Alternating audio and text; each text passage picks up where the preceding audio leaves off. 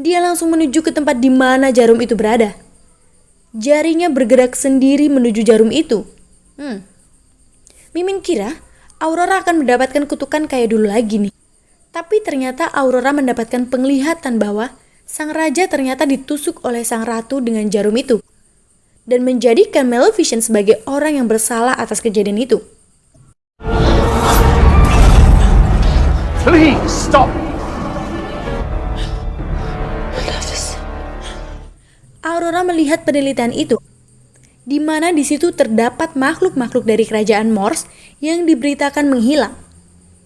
Dan tanpa sengaja, dia menarik baju ilmuwan yang ada di sana, dan di punggungnya terlihat bekas sayap yang dipotong seperti Maleficent dulu. Kemudian sang ratu datang ke tempat tersebut dan langsung menyeret Aurora kembali ke kamarnya dan langsung menguncinya. Di tempat lain, di pulau terpencil, bangsa Fey yang didampingi oleh Bora sedang bersiap untuk menyerang kerajaan manusia. Di istana, para pasukan juga sedang menyiapkan senjata bubuk merah dalam jumlah yang banyak, di mana hal itu akan bisa melenyapkan bangsa Fey dalam sekejap.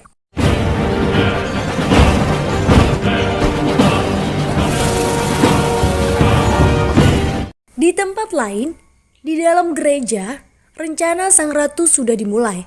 Ada seorang pria yang sedang memainkan piano. Mereka kira adalah musik yang mengiringi acara pernikahan. Tapi ternyata beberapa saat kemudian melalui salah satu tombol yang ada di piano tersebut akan melontarkan bubuk merah. Beberapa makhluk telah terkena bubuk merah dan jiwa peri mereka hilang saat itu juga.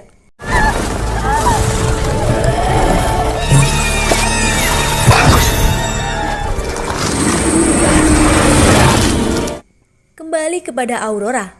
Dia sedang mencoba kabur dari kamarnya dengan menggunakan kain yang disambung-sambung. Saat akan terjatuh, Pilp datang untuk menangkapnya. Kemudian dia menuju tempat sang raja dan dia menjelaskan bahwa sang ratulah yang mengutuk raja. Dia menunjukkan bekas luka yang sama di tangan sang raja. Kini mereka berdua sudah tahu apa yang sebenarnya terjadi dan akan menghentikan perang. It was your mother. What are you saying? Di luar istana, bangsa Fey yang sudah mulai datang, tapi Maleficent masih ada di pulau itu. Melalui perintah ratu, para pasukan mulai menyerang bangsa Fey dengan lemparan bubuk merah yang sangat banyak. Bangsa Fey yang terkena bubuk itu langsung lenyap saat itu juga.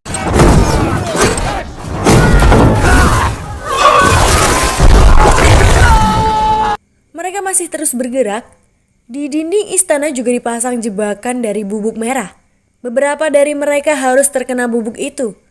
Tapi mereka berhasil masuk dan mulai menyerang pasukan yang ada di sana. Kekacauan mulai terjadi, korban mulai berjatuhan dari kedua pihak.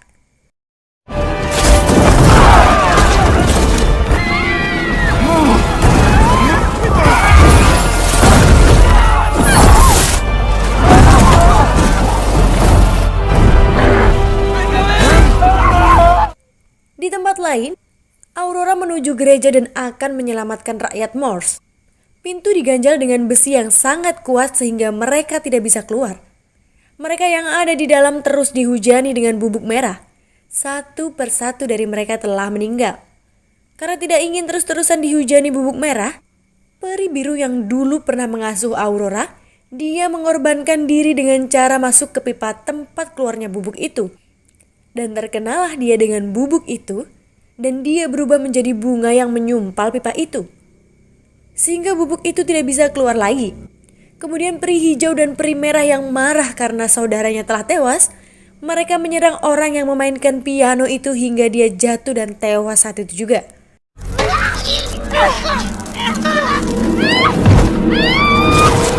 Di luar gereja, Aurora yang dibantu Devil untuk membuka pintu itu, justru malah ditangkap oleh pasukan yang ada di sana. Devil dikeroyok oleh banyak pasukan. Tapi tiba-tiba, dia berubah menjadi beruang dan pasukan yang menangkap mereka langsung pergi. Ya, itu menunjukkan bahwa kini Maleficent telah hadir dalam perang itu. Kemudian Devil membuka pintu gereja dan para penduduk Morse bisa keluar. Dari atas datanglah Maleficent.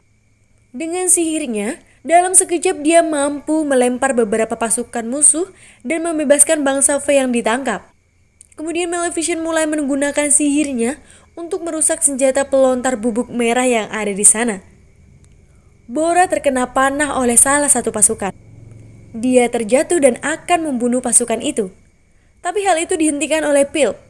Dia menjelaskan bahwa sang ratulah yang menginginkan perang ini. Kemudian Philp membuang pedangnya sebagai tanda agar peperangan itu harus diakhiri dan agar tidak ada korban lagi. Philp dan pasukan tadi kini mencoba untuk menghentikan perang. Mereka menyuruh pasukan lain untuk berhenti. Di tempat lain, Maleficent mendatangi ratu. Dia yang penuh dengan amarah karena kejahatan dan keserakahan terhadap kaumnya akan membunuh ratu saat itu juga. Tapi tiba-tiba Aurora datang dan menghentikan Maleficent. Karena dia tidak mau Maleficent bertindak atas dasar amarahnya.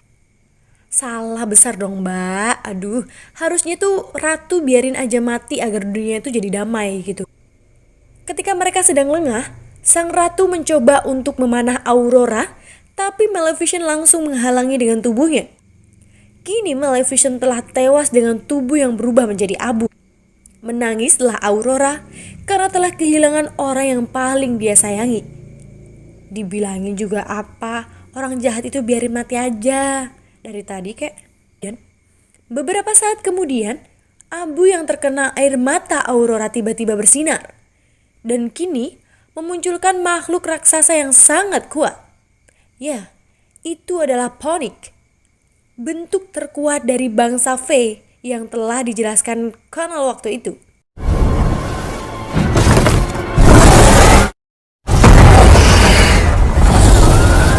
Hal itu membuat sang ratu ketakutan. Tapi dia belum tobat juga. Dia melempar Aurora dari atas menara dan kabur dari tempat itu. Kemudian Maleficent yang dalam bentuk Ponic mengejarnya dan menangkapnya sesaat sebelum jatuh ke tanah.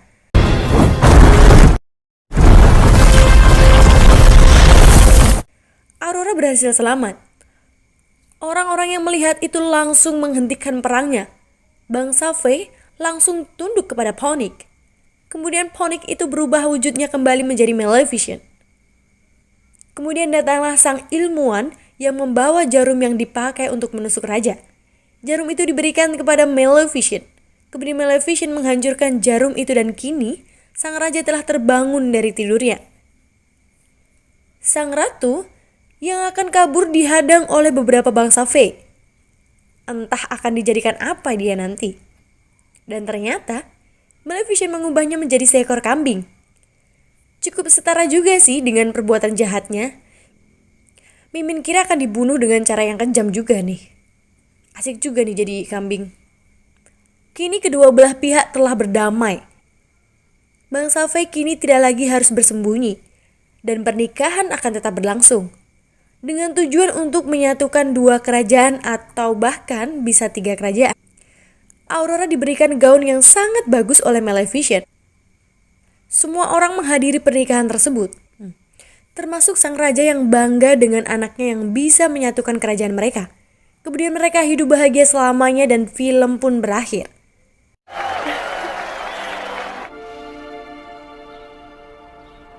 Oke, kita langsung masuk kesimpulan ya guys.